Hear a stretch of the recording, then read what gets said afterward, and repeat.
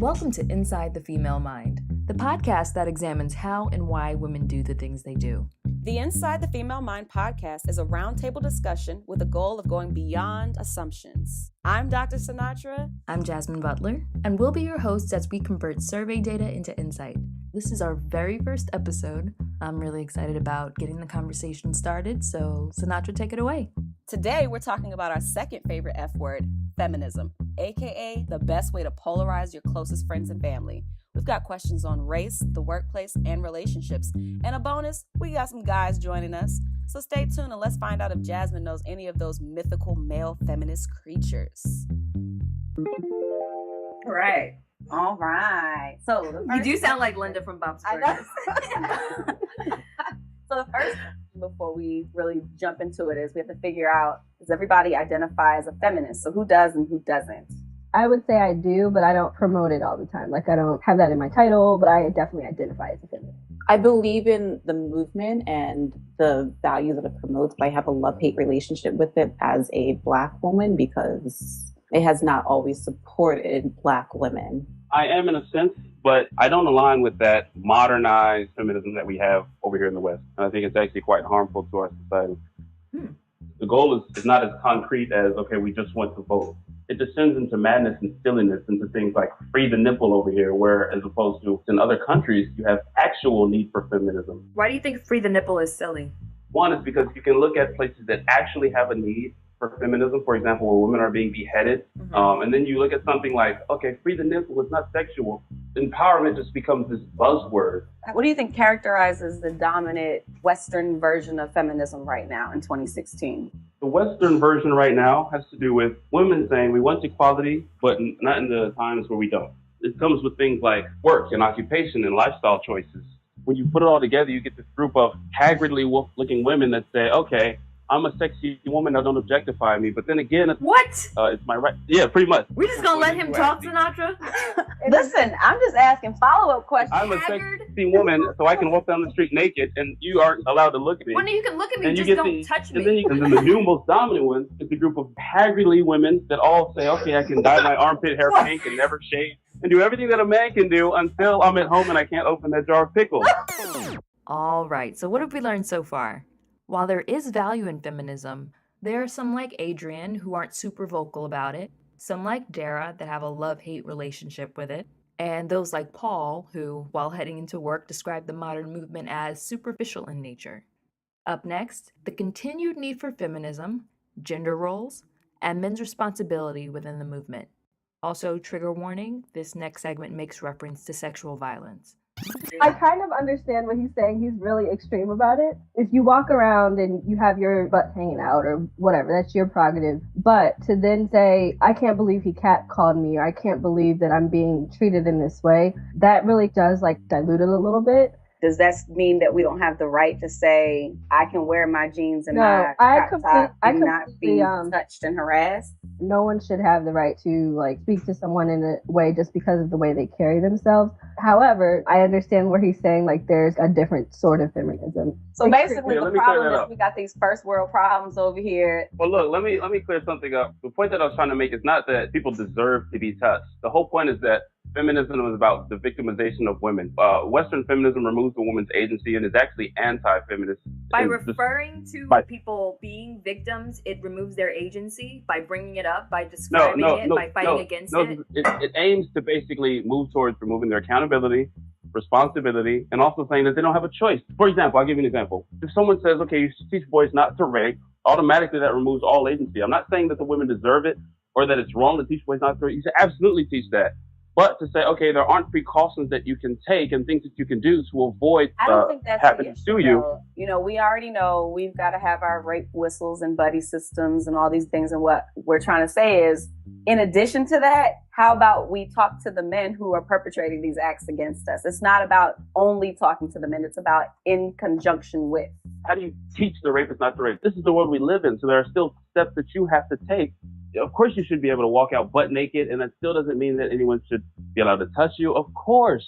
That's just humanism in general. That's just freaking raising decent people. So we But Paul, I continue think to the teach part people- that you're missing is it takes two to tango. So we already know. Nobody's saying that we are going to just start running outside naked, and I should feel comfortable enough to be able to walk down the street, regardless of how I'm dressed, and not be attacked.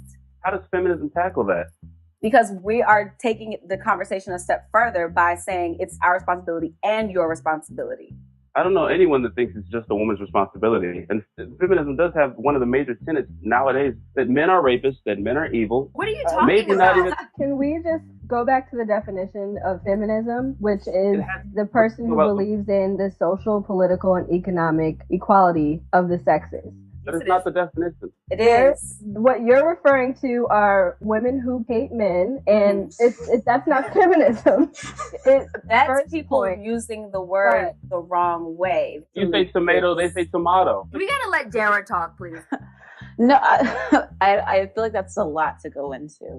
There's a type that you don't connect with because of race. So regardless of the way that white feminism plays itself out, you still identify as a specific type of feminist, right? I agree with what they're trying to do. I just don't always call myself that because I'm Black first before I'm a woman. That's how I'm going to be viewed. And so it's easy for me to say I align myself with, a Black Lives Matter movement or something like that versus feminism. But in regards to a lot of what Paul was saying, I know what he's referring to. I know what types of women he is referencing. In my experience, that's not what the movement has really been about. And at the end of the day, it's about women having equal rights, and that's it. What equal rights do women not It's have? not just to say to put a law in place and have it. It's actually to have these things implemented. Women still aren't Like getting what? paid the same as Yes, men. they are. No, there's a wage gap, and it gets even No, worse it- when you factor in race. Look, no serious economist takes the wage gap seriously. In fact, there was a study done by Christina Hoff Summers. I mean, there are several studies that basically disprove the wage gap. If you take into account the different lifestyle choices that men and women make, the fact that men tend to work more hours, that men tend to take less time off. How do you feel about things like maternity leave? That's not universal, even in the United States. Men aren't the ones carrying a baby for 9 months and making these sort of laws. They don't find it as relevant and they don't find it as important, in my opinion. So certain things like that are still where feminism is relevant. And to say that there's no need for it anymore, it's just not as blatant as it was in the past. And there are other things that are still up for debate, like abortion and birth control and things. These things are still being discussed and they're allowed right now. But if you look at the way that things are changing, like you never know. And those are things that the feminist movement is necessary for. I was just going to also include gender roles even in the home. Beyonce said something like he's going to be changing the diapers just as much as I am because he's going to be an involved father. But to defy gender roles, that's kind of where feminism does actually matter a lot. Can I add to that really quick, Adrian? What you were saying about the gender roles? Gender The roles. gender roles, I think, Sounds delicious. I think the gender roles play a part in the wage gap. I think if gender roles weren't so prevalent, women would feel like they could go into science and things like that pay more money. It's also about just having the confidence to even negotiate your salary or to go in and say, I deserve more, I want more. Men are a lot more confident in doing that. Oh yeah, we don't negotiate our salaries. What do you I think, agree. Anthony? Me? Yeah, Yes. you. Ask the one white man what he thinks about feminism. What's a white man? I own everything. There's a lot of stuff that is just being thrown around. So I completely agree with the fact that feminism needs to happen here. I know way too many women that work in the tech industry. The stories I hear from them, it's totally nonchalant. They're like, oh yeah, he grabbed my ass or whatever. And it's just a couple women talking about their stories in the office. And they're like, that happens all the time. I'm like, are you fucking kidding me? I also work in video games. I develop video games, and I know women who don't play because they are not in the video game. The only people you can play it's always a brooding white man. I date a black woman, and I bought her a game I thought she would like, and the only person she could pick was a white male. And she's like, I don't want to play this. And it's really tough for me to talk about it because I have to give it a hell of a lot of thought because I'm just surrounded by power everywhere I go. I'm looking at 6 profiles. Nothing the 6 of you could say to me could really hurt my feelings. Okay, Louis C.K. Right? No, it's He tough gets for me. it. But I'm here because I want to listen. I do want to bring up one point though. The point that really caught me off guard. I follow science a lot. I follow what NASA's doing with going to Mars. And I hear this nonsense argument. It's like, well, why spend all this money to go to Mars when there's people here that need fed? It's like, well, there's a lot of different things we could do with the efficiency of our economy that we could feed those people and still go to Mars. Right. Just because we want to free the nipple and be like, hey, women are not objects anymore. Like, just because we want to do that and there's people in Myanmar starving to death, you can do both. And you also don't want to start imposing our Western this, that, or the other on other people's movements because we don't understand what they're going through. Women getting their hands cut off is just not PC no matter what. I don't care. What I'm talking about, though, is the techniques that we use. I'm not saying we can't have an opinion on certain things, but what I'm saying is there have been moments in history where these dominant white feminists go into places and start changing stuff around because they're like, I don't think y'all should have to do this, and I don't think this is right. And it's like, hold on, pump the brakes. I also don't want your European colonization coming over here telling me how to run my stuff. So we have to be very careful about what ways we start to interact with other cultures and other movements without doing it in a way where it's like me and my Captain America shield are going to come over and save you from from your backwards ways. Like, that's not okay. That's just making sure that you tailor or approach to how you push feminism, but the ideology is still the same.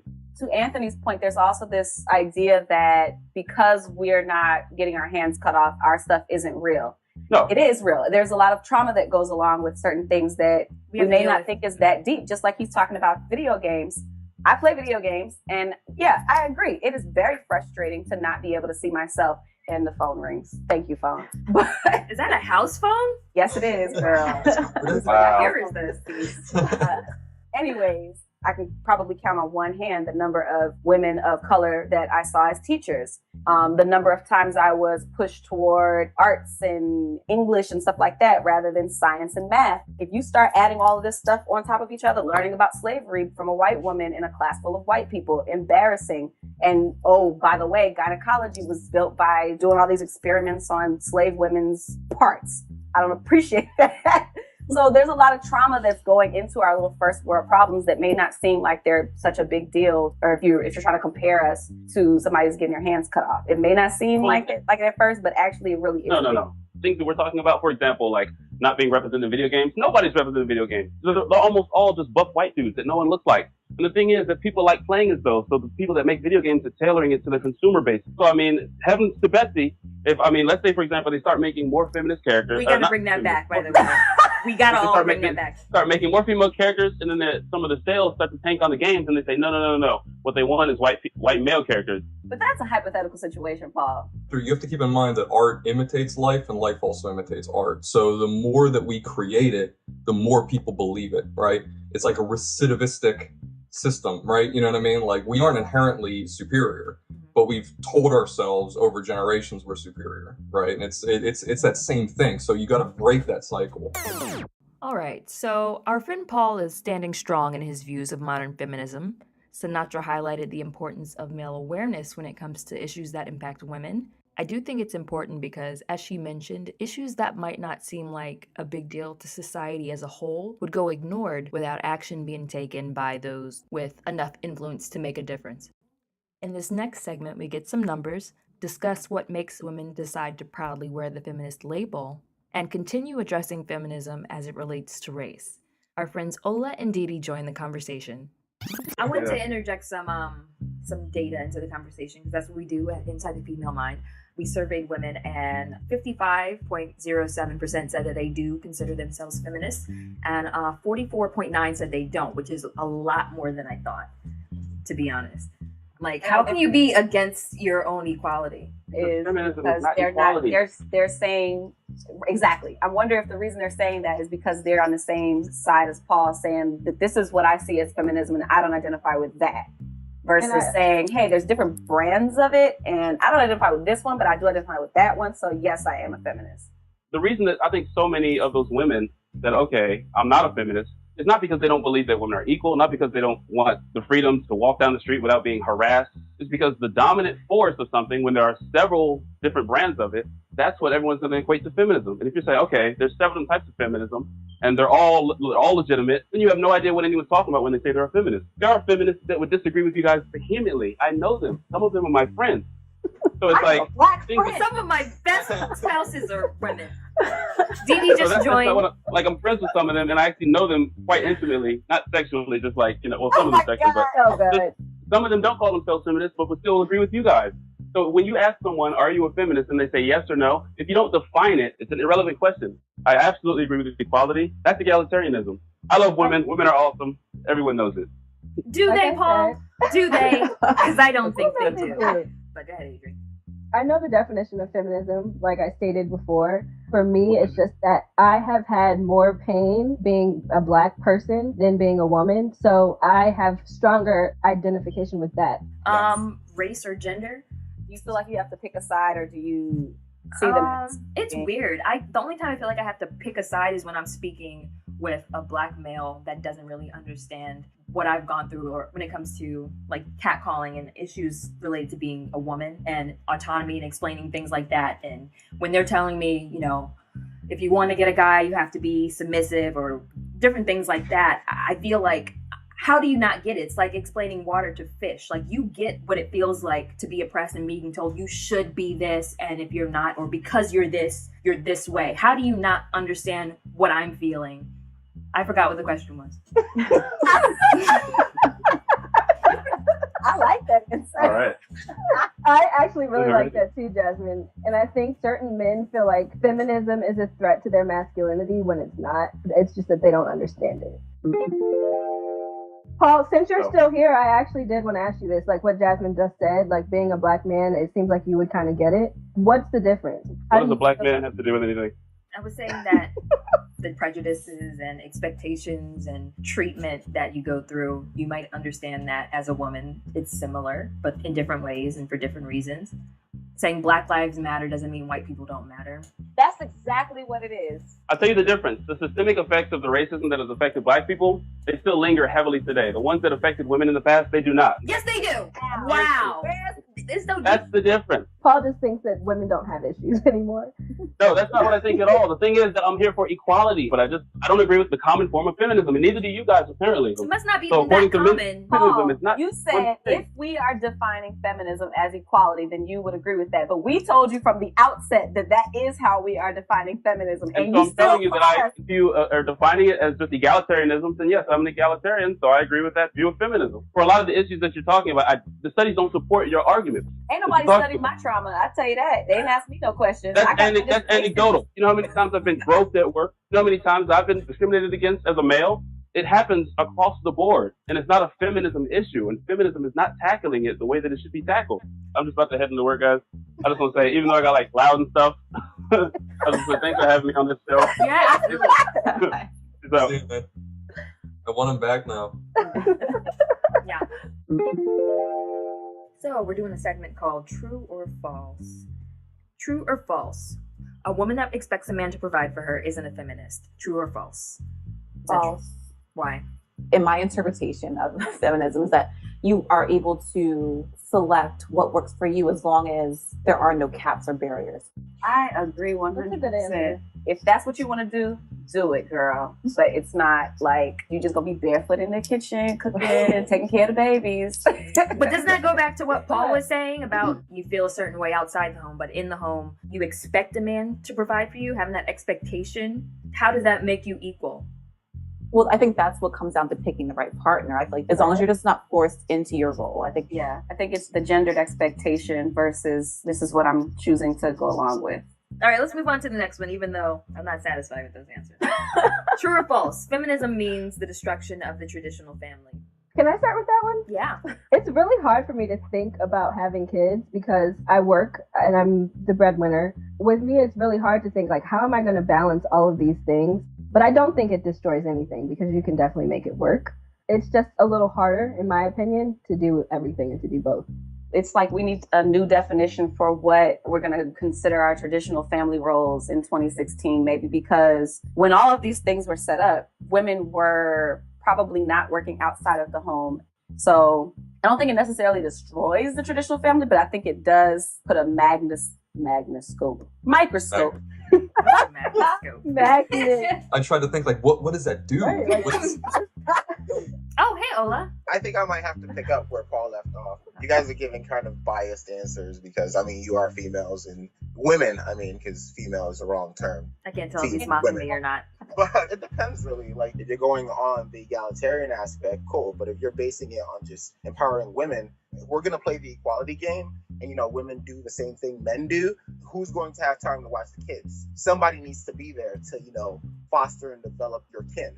But I think that goes back to Adrian's point, which is it takes more than just one person being responsible for the home. It's more of a shared responsibility once you have both parents working outside the home. And a lot of times you even need two incomes, so it's not even like a choice anymore. But at the same time, if two parents are now working, what are we fighting for in terms of feminism? Because there's no attention being paid to the children who are at home. But you take a look at history, and back in the day when women were at home and nurturing the child, there were less, I guess, shootings and things like that happening compared to now where, kids don't really have any morals or anything to base their behavior off of because no one is really there paying attention to them, right? For example, like my parents were, but if my mother was at home taking care of me from day one and I'm learning morals and all that stuff, who knows? So Ola, are you saying that you are a shooter? Why isn't your father to blame? I'm trying to find the right way to say it without saying like somebody needs to be there to take care of the kids. Of course. But it doesn't have to be the woman is the point. It doesn't have to be the wife or the dad. It could be aftercare like I was in. Then that doesn't have anything whatsoever to do with feminism, right? I think it does because the man has to be willing to agree that he's going to do more in the household as well if the woman's going to do more outside of the household. I mean, and I can speak from my personal experience. When I was younger, my mother was a teacher and my father, he had a business. So my dad stayed home with me, but she stayed home in the beginning because the mother obviously has to. But later on, that was his job. And I think that's where feminism comes in, where it's not just either the mother or someone else. Can you guys hear me? I'm just curious. Yes. Welcome, Dee Dee. We're actually going to wrap up in about 10 minutes. Can I just put a little in what I wanted to say about gender discrimination versus racial discrimination? Absolutely. I heard only a little bit of what you guys had to say, but from the time I was a kid, I didn't realize there was a lot of racial discrimination. Maybe it was just the neighborhood I was in. There were a lot of Black people around me. I realized that people were different from me, but I would say I was aware of being a girl way before I was aware of being quote unquote Black. So I feel like even now, if I talk about racial discrimination with, say, maybe a guy that I'm dating from Honduras or something like that, he can really relate to that and he'll sympathize with it. But with the same guy, and I would say even like African Americans who are male, if I try to have a conversation about women's rights and the fact that women are still sold as slaves, and many girls that I know grew up with have been raped and abused and things like that, I cannot even get a word out. It's like they turn off. The conversation doesn't even happen. It's like we were on the same team and now we're not. Right. So I just wanted to kind of throw that in there because I'm confronted with that almost every day.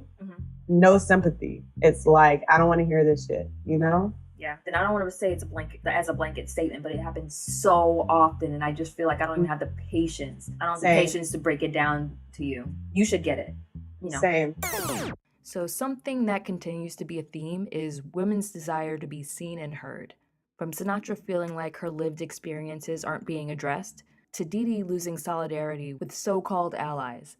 Also, the days of the quote-unquote traditional family may soon be long gone. And in this last segment, the roundtable speaks to why this might be the case. One last true or false. Part of our true. No, I'm sorry. Yeah, I forgot about. No, please drown my voice out. I'm serious. No, there's that white guilt. Come on now. No, so many great perspectives coming up. One thing that I think is always important to bring up, particularly with traditional family roles, is that they've already been destroyed and they have nothing to do with us. Like they were destroyed in the 80s. More women were coming into the workforce, which is always a good thing, but minimum wage stagnated. So most of our problems have to do with economic inequality. Then you have the voice coming in, well, what are going to happen with the kids? Every other country except our country has incredible maternity and paternity leave, right? We have nothing. The fact that we are being held down by our economic situation. That we're overworked. But it's never entwined with the feminist experience. They're always two separate conversations happening. Intersectionality. Right. They need to come together. It's the all lives matter versus Black lives matter. Right. Kind of takes the focus off of the issue. One more, true or false. women that consider themselves gold diggers, scammers, or Cardi B types, are they anti-feminists? Cardi B is a feminist. Okay. Cardi B for president. So tell me why these That's what I scammers and gold diggers are feminists. I don't even know. I just get caught on Cardi B. Not that I agree with everything that she says, but she's gotten to where she's gotten to, you know, maybe doing things in the wrong way, stripping and other things. What's wrong with stripping? There's nothing wrong with it, and it's just an opinion. But what I admire about her is that she will speak up and she will let the men know what they're doing wrong with no regard to the feelings. And I think that's the one thing that people admire about her, regardless of anything else. I don't know about Sinatra, but she's entertaining. I just love her so much. Anybody else? Anybody else think gold diggers are feminists? I'm going to say no. Okay. I think a true feminist is someone who would go against the idea that these traditional patriarchal economies of sex. I think that the traditional feminists and maybe even the neo-feminists would probably say those women aren't truly using what they have in terms of their mind and their true power. Maybe it's not the only option they have. Maybe it's the best and most efficient way to work the system. Because I mean, that's an opinion. It's smart. That's an opinion. Mm-hmm. Right, and I don't agree with gold digging. However, I do understand why certain women do certain things. Do you think it's morally upright? I don't agree with it. I don't think it's morally Because upright. that's like me saying, I won't put you down for robbing a bank. Hey, that's your choice. I feel like we call it gold digging. Let's not use the term gold digging then, because I think that does have a negative connotation. It's literally like you are digging for the money out of this person. You're not mining for a relationship with this person. So the reason Sinatra and I were like laughing, I think, about like Cardi B, for example, she's using men who are coming to use her. And I think there's power in that. And so I think is that a gold digger? I don't know, Jazmin. What do you think? I was gonna say, like, what's the difference between what she's doing and the women who expect men to provide? Because hers is an occupation. Hers is her job. I'm not familiar with her. Is it a situation where it's like these guys know what they're? I'm sorry, like I'm not into the ratchetness. I'm sorry. That's okay. What makes feminism difficult for people to accept, especially men, is it's really just nitpicking, right? Because, for example, Christianity, you know, like, oh, you're not a Christian if you don't do this, or, oh, you sin all the time, so you're not a good Christian. People want to cling to certain identities and labels and try to figure out what is right and wrong. In reality, who cares? If it's helping women progress and empowering them more, great. If you're a stripper and a gold digger and you suck whatever for money, you're also... How does that help women? Not to interrupt, but I think the question there would be, does that help women? Because isn't it about the collective majority of women, not just the individual person? Yes, well, I think it's about the individual autonomy. It really does break down to the individual, especially when you start talking about there's different brands of feminism and which one do you identify with. And then I don't think that we should really be so quick to pass judgment on sex work, because although that might not be our struggle or whatever you want to call it, it exists for some people because that's what they need in order to survive. And I mean, if that's what you got to do, that's what you got to do. It is not hurting me. Why is it that women have to turn to sex work as opposed to other ways to support themselves? Barriers to entry. You know? So and just to like give it's a class you an thing, more than example, likely. I know you said you're not familiar with Cardi B. She dated a man when she was in her teens who was abusing her, who was beating her at home. Her stripping was like one of her steps to getting out of that. It's like, I get that she used being a stripper to get out of her situation, but I think we still have to ask ourselves a larger question. Why is there no other opportunity for a young girl to make money and get out of her situation? There are larger systems at play that force women into situations that they have to barter their sexuality. Right? What's better for women is to not just have that as an option, you know, but to have other options. Right. Mm-hmm. Both and. I hope that we all want that, you know? Yeah, you can choose it if you want, but you're not forced to. And that's this week's Roundtable. Big thanks to all of our survey and Roundtable participants. If you like the show, the most helpful thing you can do is leave a review in iTunes and just share a link of the show with your family and friends. To join the conversation or reply to something you've heard on this episode, like our Facebook page at facebook.com/InsideTheFemaleMind or tweet us at the handle @ITFemaleMind. Thanks for listening.